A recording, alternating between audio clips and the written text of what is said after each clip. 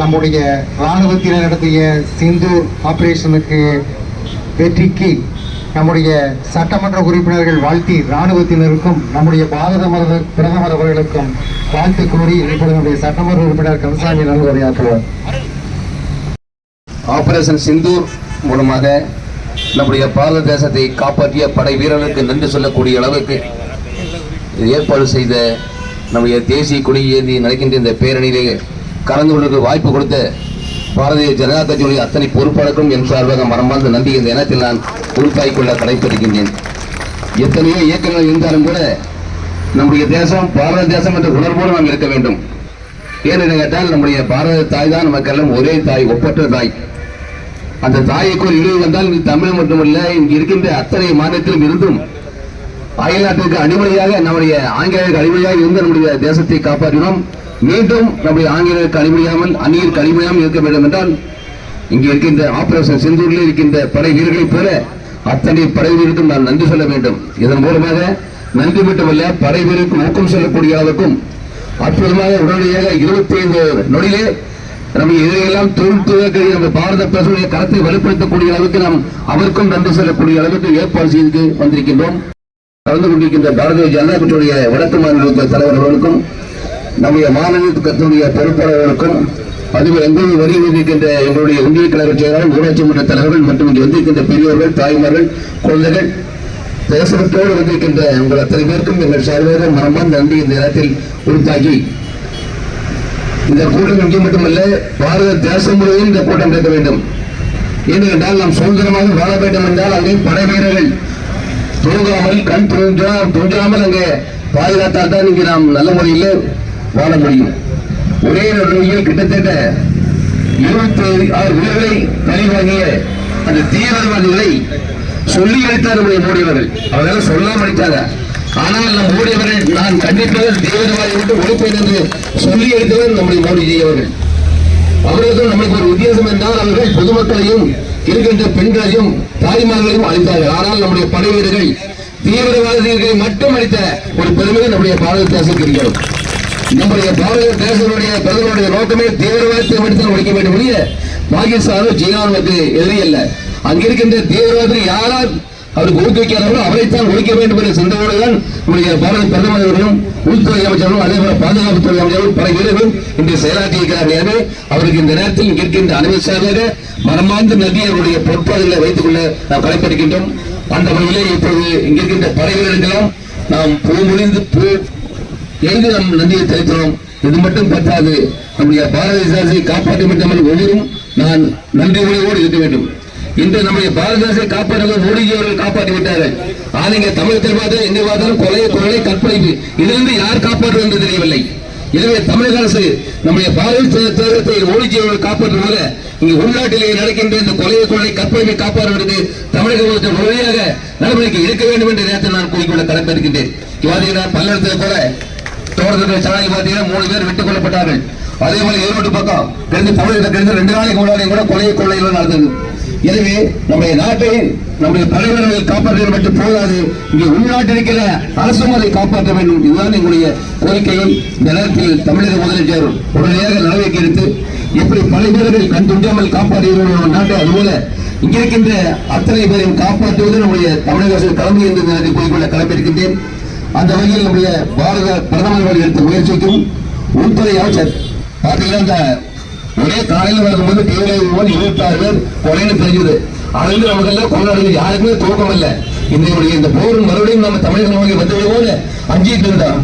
ஆனால் 2-3 நாட்கள் அமைதியாக இருந்த பாரத பிரதமர் 25 காலை அதே காலையில் வலிச்சு பார்க்கும்போது அந்த தீவிரவாதியை ஒழித்த பெருமையை நம்முடைய பாரத பிரதமர் அவர்கள் சாரும். எனவே மோடிஜி அவர்கள் பாரத தேசத்துடைய பிரதமராக இருக்க மாதிரி நாம் நிம்மதியாக தூங்கலாம். ஏன்னா அவர்கள் நம்மளை காப்பாற்றி வருவார்கள். இந்த உலகளவில் நம்முடைய இந்தியனுடைய பாதுகாப்பு கொடுத்துக் கொண்டிருக்கிறார்கள். உலகளவில் இந்தியாவுடைய பெருமை சேர்க்கக்கூடிய பாரத பிரதமர்கள் இங்கே செயலாற்றிக் கொண்டிருக்கிறார்கள். பார்த்தீங்கன்னா ஒரு போர் இருந்தால் அந்த போருக்கு பின்னால் யாரும் போக மாட்டாங்க. ஆனால் இந்த பாரத பிரதமர் துணிச்சலாக நம்முடைய பாராளுமன்ற உறுப்பினர்களை ஒவ்வொரு தேசத்துக்கும் அனுப்பி நாங்கள் நியாயமான முறையிலே இந்த போரை நடத்தியிருக்கிறோம் என்று ஆணித்தரமாக சொல்லக்கூடிய அளவுக்கு இந்த போரை நம்முடைய பாரத பிரதமர்கள் நிகழ்த்தியிருக்கிறார்கள். இதுவே நமக்கு ஒரு பெருமைதான். ஏனென்றால் பாரதத்துடைய எதிர்காலத்தால் ஒரு சண்டைகிறது பொதுமக்களை எல்லாம் கொள்ளுவது நியாயம் இல்லை. ஆனால் அந்த தீவிரவாதிகளை மட்டும் கண்காணித்து அவர்கள் ஒழித்த பெருமை நம்முடைய இருக்கின்ற நம்முடைய படை வீரர்களை சாரும். எனவே அதில் போரிட்ட படை வீரர்களுக்கும் அதிலே மாண்ட படை வீரர்களுடைய குடும்பத்தாருக்கும் அதுவே பொதுமக்களுக்கும் இருக்கின்ற அனைவரும் சார்பாக நம்முடைய அஞ்சலி இந்த நேரத்தில் முன்பாக்கி நம்முடைய பாரத தேசம் என்றென்றும் உலக அளவில் வல்லரசாக நாம் அனைவரும் நம்முடைய பாரத பிரதமர்களுக்கு ஒரு வலுவாக கருத்தை வலுப்படுத்தும் என்று கூறி இதுபோல மிக அற்புதமாக இந்த கூட்டத்தை ஏற்பாடு செய்து இதுவரை எத்தனையோ கொடி நான் பிடிச்சிருக்கிறேன். ஆனால் இன்னைக்கு தான் பாரத தேசத்துடைய கொடியை பிடிச்சு வரும்போது உண்மையாகவே ஒரு பெருமையாக இருந்தது.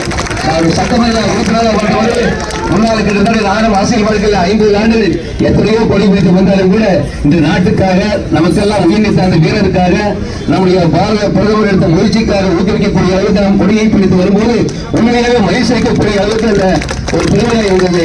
எனவே எனக்கும் இந்த வாய்ப்பு கொடுத்துள்ள அத்தனை பேருக்கும் நன்றியை கூறி நம்முடைய பாரத பிரதமர் என்ன கூறினாலும் அதற்கெல்லாம் கட்டுப்பட்டு நம்முடைய தேசத்தை காப்பாற்றுவதிலே நமக்கெல்லாம் எந்த அரசியல் வேறுபாடு இருந்தாலும் நாம் இந்தியன் என்ற உணர்வோடு நாம் செயலாற்றுவதற்கு உங்களுக்கு நாங்கள் உறுதுணையாக இருப்போம் என்று பொதுச்சாளர் கூறுகிறார்கள். அந்த வகையில் காலையில் சொன்ன அன்னைக்கு பொதுச்சாளர் சென்னை செல்வதற்கு இப்ப விமான நிலையம் வராது. அவருக்கு வரவேற்பு வரணும்னு கேட்டேன். நீ இங்க ஊரில் கேட்டார் பாரத பிரதமர் இது போல நம்ம இந்த பேருந்தை கலந்து கொண்டு நீங்க அதுக்கு போங்க, என்னையை பாதுகாப்பு நீங்க வர வேண்டியதில்லை, நீங்க அவர்கள் நடத்துகின்ற இந்த பேரணிக்கு நீங்கள் சென்று கலந்து கொள்ள என்று நீங்க அனுப்பிவிட்டார்கள். இப்ப விமான நிலையத்தில் வந்திருக்கிறார். எப்போதும் பொதுச்சாளர் வந்து வரவேற்பு போவோம், சட்டமன்ற உறுப்பினர் போவோம். ஆனால் சொல்வதாக நீங்கள் நேரடியாக நீங்கள் அவரோடு கலந்து கொண்டு உங்களுடைய படைகளுக்கு நன்றி செல்லக்கூடிய விழாவிலே கலந்து கொண்ட அன்பு கட்டை என்று அனுப்பிக்கிறார்கள். எனவே எங்களை பொறுத்தவரையில் நான் என்றும் கூறுவது போல நம்முடைய நாடு சிறந்து விளங்க வேண்டும் என்றால் நம்முடைய ஏர்முறையும் போர் முறையும் சிறந்து விளங்க வேண்டும். ஏர்முறைக்கு மாண்புமிகு பாரத பிரதமர் இருக்கிறார்கள், நம்முடைய போர் முறைக்கு பாரத பிரதமர் இருக்கிறார்கள், ஏர்முறைக்கான எடப்பாடியாளர்கள் இருக்கிறார்கள். எனவே ஏர்முறையும் போர் முறையும் இணைந்திருக்கிறது. இந்த தமிழகம் மீண்டும் நல்ல ஒரு வாய்ப்பை பெற்றிருக்கிறது என்பதை நேரத்தை கூறிக்கொண்டு கொடுத்த வாய்ப்புக்கு நன்றி கூறி விடைபெறுகின்றேன். நன்றி, வணக்கம். மாவட்டத்தினுடைய தலைவர் மாரிமுத்து அவர்களே, இந்த கூட்டத்திலே கலந்து கொள்ள வந்திருக்கக்கூடிய அண்ணா திராவிட முன்னேற்ற கழகத்தினுடைய சட்டமன்ற உறுப்பினர் கந்தசாமி அண்ணன் அவர்களே, அதாவது புரட்சி தலைவர் இருந்தாலும் இந்த போரின் முனையிலே சண்டையிடும் வீரர்களுக்கு அவர்கள் எப்படி வாழ்த்து கூறுவார்கள், எப்படி நன்றி சொல்வார்கள் என்று அண்ணா திராவிட முன்னேற்ற கழகத்தினுடைய ஒவ்வொரு ஊழியர்களுக்கும் தெரியும், பாரதிய ஜனதா கட்சிக்கும் தெரியும். அந்த கட்சியிலிருந்து வந்திருக்கக்கூடிய கந்தசாமி அண்ணன் தலைமையில் வந்திருக்கக்கூடிய அனைத்து நண்பர்களுக்கும் என்னுடைய வணக்கத்தை தெரிவித்துக் கொண்டு, மரியாதைக்குரிய இந்த பகுதியைச் சேர்ந்த டிஸ்ட்ரிக்ட் கவுன்சிலர் நமது கோபாலசாமி அவர்களுக்கும், இந்த பகுதியைச் சேர்ந்த நமது மண்டல தலைவர் விக்னேஷ் அவர்களுக்கும், இந்த பகுதியைச் சேர்ந்த பழனிசாமி அண்ணன் அவர்களுக்கும், இந்த பகுதியிலே இந்த விழாவை சிறப்பாக நடத்தி கொண்டிருக்கக்கூடிய ஜெயன் முருகேஷ் அவர்கள், சத்தியமூர்த்தி அவர்கள் மற்றும் இங்கு வந்து கலந்து கொள்ள வந்திருக்கக்கூடிய அத்தனை நிர்வாகிகளுக்கும் என்னுடைய முதற்கண் வணக்கத்தை தெரிவித்துக் கொள்கிறேன். இதுவரை பாகிஸ்தானிலே நாம் பிரித்து அந்த தேசத்தை கொடுக்கும் பொழுது இங்கிலாந்தினுடைய சதியின் மூலமாக ஜின்னா அவர்கள் உனக்கு பிரதமர் பதவியை உனக்கு கொடுக்கிறோம், நீ ஒரு நாட்டுக்கு பிரதமராகலாம் என்றும் அதிபராகலாம் என்றும் பிரித்தார்கள். அதற்கு பின்னாலே அந்த நாடு பிரியும் பொழுது கொடுத்த பணத்திலே நாம் அன்று கடனில் இருக்கிறோம். ஆனால் அவர்களுக்கு பணம் கொடுத்து அந்த நாட்டு மக்களை காப்பாற்றுவதற்காக முதலில் பணம் கொடுக்கப்பட்டது. பணம் கொடுத்தவுடன் அந்த பணத்திலே அவர்கள் நம்மை சுடுவதற்காக பீரங்கிகளும் துப்பாக்கிகளும் விமானங்களும் வாங்கினார்கள். அப்பொழுது அதிகமான விமானங்கள் இல்லை, அதிகமான துப்பாக்கி இந்த தேசத்திலே இல்லை. ஆனால் நாம் தாக்கப்பட்டோம். ஆனால் அதை காப்பாற்றியது யார் என்று கேட்டால் நம் உயிரோடும் உள்ளத்தோடும் நம்முடன் வாழ்ந்தவர்கள் அந்த ராணுவ வீரர்களுக்கு காணிக்கையாக இந்த வெற்றி யாத்திரை. அது மட்டுமில்லாமல் அதற்கு பின்னால் வந்த யுத்தங்களிலே இந்திரா காந்தி அவர்கள், நேரு அவர்கள் போன்றவர்கள் எல்லாம் சைனா யுத்தமாகட்டும் மற்றும் பாகிஸ்தானிய யுத்தமாகட்டும் எல்லாவற்றிலுமே நாம் 4 முறை வெற்றி அடைந்திருக்கிறோம். கார்கில் யுத்தத்திலே வாழும் மகாத்மாவாக வாழ்ந்த நமது வாஜ்பாய் அவர்கள் யுத்தம் அறிவித்த பொழுது யுத்தம் நடந்தது. போபர்ஸ் பீரங்கியிலும் பல பீரங்கியிலும் முழங்கி அந்த பாகிஸ்தானுடைய கொட்டத்தை அடக்கி அன்று மிகப்பெரிய யுத்தமாக மாறிக்கொண்டிருக்கும் பொழுது அமெரிக்காவினுடைய அந்த செல்வந்தத்தனம், அவர்களுடைய பொறாமை, இந்த தேசம் முன்னேறக்கூடாது என்ற ஒரு குறிக்கோளுடன் பாகிஸ்தான்காரன் அணுகுண்டு வைத்திருக்கிறான், உங்களிடம் போர இருக்கிறான் என்று வாஜ்பாய்க்கு போன் போட்டுக் கொண்டு சொன்னார்கள். நீங்கள் அமெரிக்கா வாங்கள் என்று கூறினார்கள். பேசி தீர்த்துக் கொள்ளலாம் என்றார்கள். ஆனால் நான் எதற்கு அமெரிக்கா வர வேண்டும்? அவன் அணுகுண்டு வீசட்டும், வீசினால் என்ற ஒரு பகுதிதான் போகும். எனது மக்கள் சிறிதளவுதான் சாவார்கள். ஆனால் அந்த உலக வரைபடத்தில் இருந்து பாகிஸ்தானை அடியோடும் மண்ணோடும் ஆக்கிவிடுவேன் என்று கூறினார்கள். அந்த தைரியம் வாஜ்பாய் அவர்களுக்கு இருந்தது. சரி, அதற்கு பின்னாலே மோடி அவர்கள் இந்த உலகம் முழுவதும் சண்டை இல்லாத ஒரு உலகத்தை உருவாக்க வேண்டும் என்ற குறிக்கோளுடன் உக்ரைனுடைய யுத்தம், ரஷ்யாவுடைய யுத்தம், அணுகுண்டு வீசி விடுவோம் என்று புட்டின் தயாராக அணுகுண்டுகளை தயாரித்து அந்த விமானத்தில் பொருத்திய பொழுது எல்லா நாடுகளும் கெஞ்சின. இது நரேந்திர மோடியினால் மட்டும்தான் இந்த அணுகுண்டு வீசாமல் இருக்க முடியும் அவர்கள் சொன்னால் புட்டின் அவர்கள் கேட்பார் என்று அன்று விளாடிமிர் புட்டினை சந்தித்து அணுகுண்டு வீச வேண்டாம், சாதாரணமாக சண்டையிட்டுக் கொள்ளுங்கள் என்று கூறி அங்கு ஒரு அணுகுண்டு யுத்தத்தை நிறுத்தினார்கள். ஆனால் பாகிஸ்தான்காரன் நமது தேசத்தில் இருக்கக்கூடிய குடிமக்களை கொல்லுவதற்காக 26 பேருக்கு மேலே கொன்று நீ மோடியிடம் போய் சொல்லு என்று அந்த பெண்மணியிடம் கூறினார்களே, அந்த பெண்மணிகள் மூலமாக இந்த தேசத்தில் உண்மையில் குண்டு போட்டு உன்னுடைய கொட்டத்தை அடக்கினான். அப்பொழுது கூட இந்த சையத்தவர்களுடைய குடும்பத்திலே 25% தான் அழிந்திருக்கிறான். அது 10 கொண்டாடி போடும். அதுல 12 பேர்த்த கொண்டிருக்காங்க, ஒன்னும் மீறி இருக்காங்க. அதனாலதான் சொன்னார் மோடி அவர்கள், யுத்தம் நிற்கவில்லை, பாஸ் செய்திருக்கிறோம். டேப் இருக்கால, இதுல எல்லாம் வீடியோ எல்லாம் இப்படி பாஸ் பண்ண நின்னுக்கும், அப்புறம் இப்படி போட்டு அமுதுனா ஓடும். அது மாதிரி தயார் நிலையிலே இன்றும் ராணுவம் இருந்து கொண்டிருக்கிறது. இன்னும் அவர்களுடைய போராட்டம் அடங்கவில்லை. இந்த தேசத்துக்கு மீது இன்று ராணுவத்திற்காக அவர்கள் துப்பாக்கிகளும் விமானங்களும் ட்ரோன்களும் இன்றும் வாங்கி கொண்டிருக்கிறார்கள். சைனாக்காரன் பயந்து போய்விட்டான். ஏனென்றால் அவனும் தான் உலகத்திலே அமெரிக்காவுக்கு அடுத்ததாக விமானம் வைத்திருக்கிறேன், உலகத்தையே அழிக்கக்கூடிய நீங்கள் ஏவுகணைகளை வைத்திருக்கிறேன் என்று கூறி அவனுக்கு விற்று விட்டார்கள். ஒரு ஏவுகணை கூட வெடிக்கல. உலகத்திலேயே 153 அணுகுண்டு வைத்திருக்கிறோம், நாங்கள் அணுகுண்டு யுத்தத்துக்கு தயாராகி விடுவோம் என்று கூறிய பாகிஸ்தான் மீது எல்லா நாடும் அணுகுண்டு வச்சு பயந்துக்கலாம்.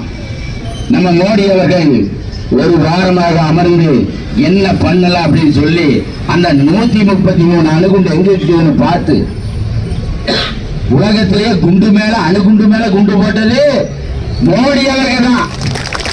யாராவது அணுகுண்டு மேல குண்டு போடுவானா பயந்துக்கலாம். ஆனா அணுகுண்டு வேற அந்த மலையினுடைய குகைக்குள்ளே 4 வழிகள் இருக்கிறது. அந்த 3 வழியில தான் அணுகுண்டுகள் பதுக்கி வைத்திருக்கிறார்கள். அதன் மீது குண்டு வைத்து விட்டார்கள். உடைத்து இன்று எகிப்து நாட்டில் இருந்து அணுகுண்டுடைய கதிர்வீச்சுகளை அடக்குவதற்காக போரான் என்ற வேதிப்பொருளை கொண்டு வந்து அந்த வழிகளை எல்லாம் அடைத்து என்று கதிர்வீச்சை தடுத்துக் கொண்டிருக்கிறார்கள். ஆனா 153 அழைஞ்சு போச்சு. ஒரு விமானம் புறப்படுவதற்கு அணுகுண்டை ஏந்தி தயாராக இருந்த அந்த விமானத்தின் மீதும் பாம் வீசப்பட்டது. எந்தெந்த இடத்திலிருந்து அணுகுண்டுகள் வருமோ, எந்தெந்த விமான தளத்தில் இருந்து வருமோ 11 அந்த விமான தளங்களும் அழிக்கப்பட்டன. எல்லா ராணுவ கேந்திரங்களும் எந்த இடத்திலிருந்து மிகப்பெரிய ட்ரோன் தாக்குதலும் விமான தாக்குதல் வருமோ இன்று அளிக்கப்பட்டது. இன்று IMF $100 மில்லியன் இயங்கிக் கொண்டிருக்கிறான். இன்னும் 50 வருஷத்துக்கு அந்த நாடு $5000 மில்லியன் வந்தாலும் அதை காப்பாற்ற முடியாது. 40 ரூபாய் 50 ரூபாய்க்கு விற்கிற சர்க்கரையும் வெங்காயமும் இன்னைக்கு பாகிஸ்தான்ல 200 ரூபாய் 250 ரூபாய் அந்த மக்கள் கொடுத்திருக்கிறார்கள். இன்னைக்கு மோடி அவர்கள் உரையாற்றும் போது குஜராத்தில் சொல்றாரு, உனக்கு ரொட்டி வேணுமா குண்டு வேணுமா, நீ நல்லா வாழணுமா வாழக்கூடாதா என்பதை அரசியல்வாதிகள், பாகிஸ்தான் அரசியல்வாதிகளும் அங்க இருக்கக்கூடிய ராணுவ தளபதிகளும் ஏற்றுக்கொண்டு அந்த நாட்டை சீரழித்துக் கொண்டு அந்த மக்களை பிச்சைக்காரர்களாக ஆக்கி கொண்டிருக்கிறார்கள். கல்வி அறிவு இல்லாமல், படிப்பறிவு கொடுக்காமல், பெண்களை கேவலப்படுத்துவதிலும் சரி, அந்த நாட்டினுடைய பொருளாதாரத்தை சிதைத்து இன்றைய தீவிரவாதிகளை உற்பத்தி செய்யக்கூடிய ஒரே நாடாக பாகிஸ்தான் திகழ்ந்து கொண்டிருக்கிறது. உலகத்துக்கு எந்த பொருள் வாங்கணும்னாலும் சொல்லிட்டு ஏதோ ஒரு இடத்துல வாங்கலாம், தீவிரவாதி வாங்கணும்னா பாகிஸ்தான்ல மட்டும்தான் வாங்க முடியும். அப்படி ஒரு நாட்டை குண்டு போட்டு அழிச்சாச்சு. ராணுவ தளபதி வந்து போன் போட்டு அமெரிக்காக்காரன் சொன்னதுக்கு கேட்கல, ராணுவ தளபதி பேச சொல்ல அப்படின்னு. ராணுவ தளபதி, நம்ம ராணுவ தளபதி கூட பேசி, ஐயா எங்களால தாங்க முடியல, நாங்க விமானம் எடுக்க முடியல, எங்களால வாழவே முடியல, தூங்கவே முடியல, இந்த நாட்டில் இருக்கக்கூடிய போர் நடந்து கொண்டிருக்கிறது. 10 மணிக்கு தூங்குறவங்க கூட 8 மணிக்கு தூங்கிட்டு இருந்தாங்க. அதுதான் பாரத தேசத்தை ஆண்டு இருக்கக்கூடிய நரேந்திர மோடியினுடைய திறமை. நிம்மதியா வேலைக்கு போறாங்க. பாரத தேசம் முழுவதும் எல்லா இடத்திலும் மக்கள் நன்றாக சிரித்துக் கொண்டிருந்தார்கள். யுத்தம் நடப்பதே தெரியவில்லை. ஆனால் பாகிஸ்தானிலே யாருமே தூங்கல, எந்த இடத்துல கொண்டு விடும்னு தெரியல. அப்படி ஒரு யுத்தத்தை நடத்தினார்கள். அவர்களுடைய ட்ரோன்களாகட்டும் விமானங்களாகட்டும் இன்று மார்க்கெட்டிலே துருக்கியினுடைய அந்த ட்ரோனுடைய உற்பத்தி ஸ்தலங்களுடைய ஷேர் மார்க்கெட் சரிந்தது. பாகிஸ்தானிலே உற்பத்தி செய்யக்கூடிய விமானங்களாகட்டும் ஏவுகணைகளாகட்டும் வாங்குவதற்கு ஆள் இல்லாமல் காயலாங்கரையில போடுற மாதிரி இன்னைக்கு வந்து யாரும் வாங்குவதற்கு தயாராக இல்லை. நமது யுத்தத்தில் ஒரு விஷயம் தெரிந்து கொள்ள வேண்டும். ரஷ்யாவிடம் கூட்டணி சேர்ந்து நாம் பிரம்மோஸ் ஏவுகணையை தயாரித்தோம். அதை அதிகமாக ஏவவில்லை. ஆனால் ஆகாஷ் என்ற ஏவுகணையை, பல ஏவுகணைகளை விக்ரம் போன்ற ஏவுகணைகளை எல்லாம் உருவாக்கி இருக்கிறார்கள். எப்படி உருவாக்கினார்கள்? ஸ்டார்ட் அப் இந்தியா என்ற மோடியினுடைய திட்டத்தின் மூலமாக பல கம்பெனிகள் இன்று இந்தியாவில் வந்திருக்கிறது. அவர்கள் எல்லாம் இன்று ட்ரோன்களையும் ஏவுகணையும் தயாரிப்பதற்காக இன்று இரவு பகலாக எந்த நாட்டையும் எந்த நேரத்திலும் எந்த யுத்தத்திலும் சந்திப்போம் என்ற முறையிலே இந்த இரவு பகல் பாராமல் தயாரித்துக் கொண்டிருக்கிறார்கள். அது மட்டுமில்லாமல் உலக அளவிலே இருக்கக்கூடிய நாடுகள் எல்லாம் இன்று எந்த ஏவுகணை வேணும், இந்த ஏவுகணையில் இந்த குண்டுகள் வேண்டும் என்று கேட்டுக் கொண்டிருக்கின்றன. இப்படி ஒரு தேசத்தை உருவாக்கி இன்னைக்கு ஒரு வெற்றிகளை போட்டுக் கொண்டிருக்கக்கூடிய நரேந்திர மோடிக்கு ஒரு நன்றி சொல்லுவோம். அது மட்டுமில்லாமல் நமது மாரிமுத்து அவர்கள், நமது கந்தசாமி அண்ணன் அவர்கள், மந்திராச்சலம் அவர்கள் எல்லாம் பேசும்போது சொன்னார்கள், நமக்கு நாம் தூங்குவதற்கு, நாம் சிரித்துக் கொண்டிருப்பதற்கு காரணமானவர்கள் யார்? நம்மை காத்துக் கொண்டிருக்கக்கூடிய ராணுவ வீரர்களுக்கு நன்றி சொல்வோம். நாம் என்ன செய்ய வேண்டும்? நம்ம ஒண்ணு போருக்கு கூட்டாங்க அவங்கள, நம்ம போருக்கு போல. ஆனா நம்ம நாட்டில் இருக்கானுங்கள, நம்ம நாட்டுக்கு எதிராக கோஷம் போட்டுக் கொண்டிருக்கிறார்கள். ஹைதராபாத்தில் 4 பேர் பாகிஸ்தான் வாழ்வேனா, நான் இதை சொல்றக்கே கேவலமாக உளிச்சு எடுத்து சட்டை கட்டியெல்லாம் குளிச்சு நடக்கவே முடியல. அப்படி மக்கள் கொண்டு வந்தார்கள். ஆனால் தமிழ்நாட்டு மக்கள் மட்டும் சிரிச்சுட்டு போயிட்டே இருக்காங்க. அப்படி இருக்கக்கூடாது. யுத்தம் நடந்து கொண்டிருந்தால் நாம் ராணுவ வீரர்களுக்கு இந்த நாட்டிலே யார் ஆண்டு கொண்டிருந்தாலும் அவர்களுக்கு ஆதரவாக இருக்க வேண்டும். பாகிஸ்தானுக்கு சப்போர்ட் செஞ்சா ஊடு பூந்து அவனை தூக்கி அடிச்சு போலீஸ் ஸ்டேஷன்ல கொடுக்கணும். அப்படி ஒரு தேசத்தை நாம் உருவாக்க வேண்டும். அதுதான் நமது தேசத்தை நம்மனால் முடிஞ்சது. நாம துப்பாக்கி எடுத்து சண்டை போட வேண்டியதில்லை. அதுபோல இந்த தேசத்தை காக்கக்கூடிய இந்த நிகழ்வானது வெற்றி நிகழ்வாக இந்த தேசத்தில் வர வேண்டும். நமக்கு இங்க வந்திருக்கக்கூடிய நமது கந்தசாமி அண்ணன் அவர்கள், அண்ணா திராவிட முன்னேற்ற கழகத்தினுடைய இந்த புரட்சி நிர்வாகியாக வந்திருக்கூடிய எடப்பாடி அண்ணன் வந்த பொழுதும் கூட அண்ணன் சொல்றாரு, நீங்க ஓட்டு போட்டுதான் ஜெயிச்சேன்னு. அப்படியெல்லாம் கிடையாது. கோயம்புத்தூர்ல அண்ணா திராவிட முன்னேற்ற கழகம் பாரதிய ஜனதா கட்சியுடைய மோடி ஆட்சியிலே நடந்த விஷயங்கள், நான் ஏறக்கூடிய ஒண்டிபுதூர் பாலம், சூலூர் பாலம், சக்தி ரோட்டில் இருக்கக்கூடிய காந்திபுரம் பாலம், இன்னைக்கு அவனாசி ரோட்டில் இருக்கக்கூடியது, அதே போல உக்காலத்தில் இருக்கக்கூடிய பல ஆயிரம் கோடி பாலங்கள் அண்ணா திராவிட முன்னேற்ற கழக மோடி ஆட்சியில் வந்தது. அதை மறந்துவிடக் கூடாது. நாங்கள் அண்ணனோட மாதிரி ஞாபகம் ஓட்டு போட்டு இல்ல, மக்கள் நம்முடன் இருக்கிறார்கள், நாம் ஒன்றிணைந்தால் வெற்றி சூடுவோம்.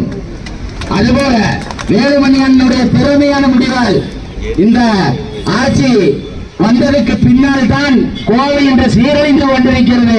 எந்த ரோட்டிலுமே போக முடியவில்லை. அவர்கள் போட்ட இந்த திட்டங்கள் மூலமாக இன்று சிறந்து இருக்கிறோம்.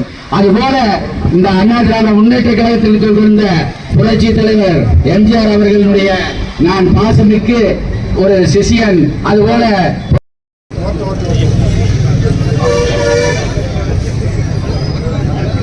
முன்னாள் ராணுவ வீரர் மிஸ்டர் மாணிக்க வாசகம்,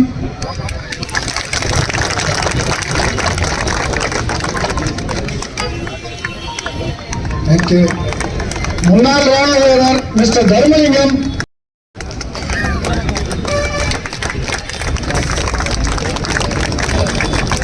முன்னாள் ராணுவ வீரர் மிஸ்டர் பாக்சார்லி,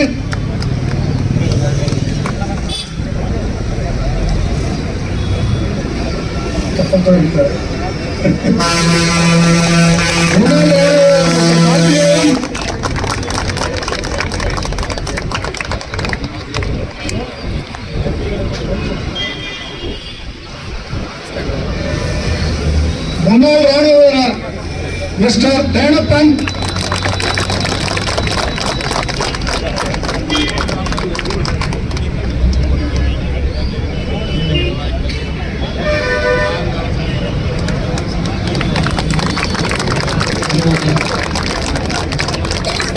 முன்னாள் ராணுவ வீரர் மிஸ்டர் கண்ணன்,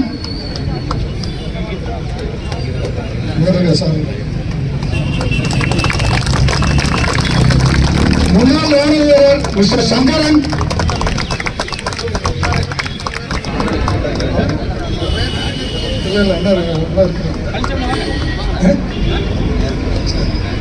முன்னாள் ராணுவ வீரர் மிஸ்டர் ராஜ்மோகன்,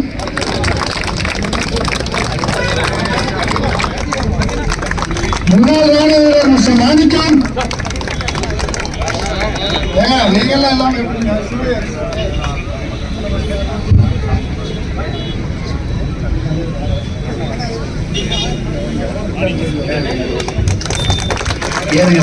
முன்னாள் ராணுவ வீரர் யாராவது இருந்தீங்கன்னா கூட்டத்தில் இருக்கனால தெரியல, கொஞ்சம் மின்னுக்கு வாங்கிட்டு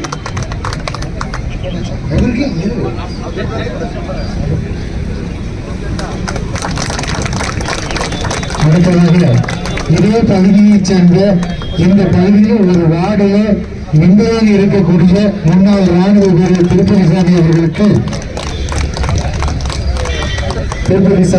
இப்பொழுது கௌரவப்படுத்தப்படுகிறது.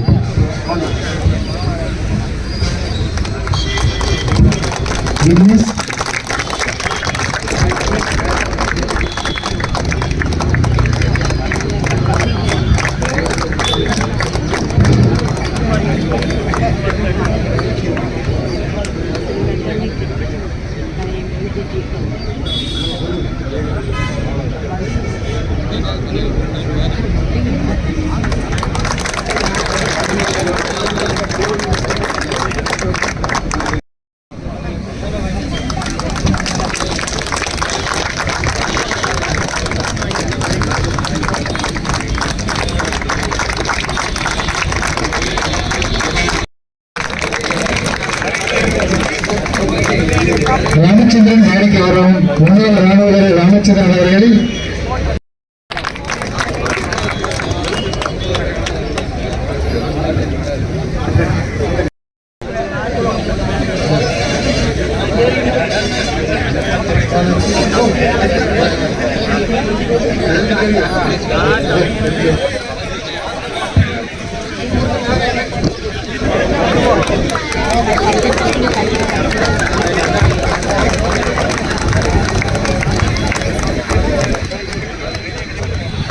மறியல் செய்யப்படுகிறது. முன்னாள் ராணுவ வீரர் திரு ரவிச்சந்திரன் ஐயா அவர்களுக்கு மாவட்ட தலைவர் அவர்கள் மரியாதை செய்கிறார்கள்.